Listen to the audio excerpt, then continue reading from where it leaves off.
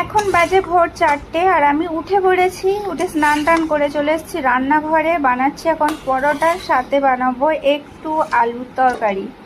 তো এত সকালবেলা কেন একটু তরকারি আর রুটি বানাচ্ছি, আসলে একটু বেরোবো। অনেক দিন ধরে চোখটা একটু প্রবলেম করছিল, ভাবছিলাম ডাক্তারের কাছে যাব।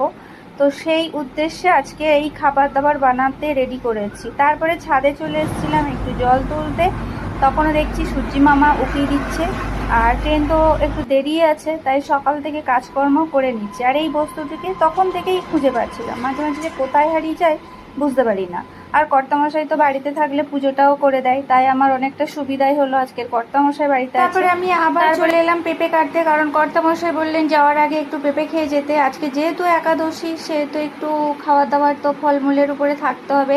আর ওই খাবারটা বানালাম এই কারণে, ছেলে আজকে বাড়িতে থাকবে না, কারণ ওর আজকের প্রচুর টিউশন আছে। আর ও যদি সারাদিন ফল খেয়ে থাকে তাহলে ওর শরীরটাও খারাপ করবে। সেই জন্য আমি একটু সকাল সকাল ফলটাও খেয়ে নিলাম, নিয়ে বেরিয়েও পড়লাম। কারণ কাকিমাকে বলেছি 7টার সময় যেন চলে আসে, আর 8টার সময় আমাদের ট্রেন, যেতেও সময় লাগবে। তারপরে তো সবসময় যে গাড়ি ঠিকঠাক টাইমে পাবো সেটাও নয়। কাকিমাদের কাছে প্রচুর আম হয়েছে, দেখে ভীষণ মজা লাগলো। তারপরে আমরা দুজনে বেরিয়ে পড়লাম। আর সঙ্গে সঙ্গে যে ট্রেন পাবো এরকম নয়, টিকিট কাউন্টারে এসে দেখলাম এখনও ট্রেন আসেনি, তাই একটু স্বস্তি পেলাম। তাহলে আমাদেরকে গিয়ে এখন বেশ কিছুক্ষণ সময় বসতে হবে। আর আজকে কিন্তু ভীষণ গরম, ভীষণ মানে ভীষণ গরম, মুখ টুক একদম পুরো প্রচণ্ড জ্বালা করছিল।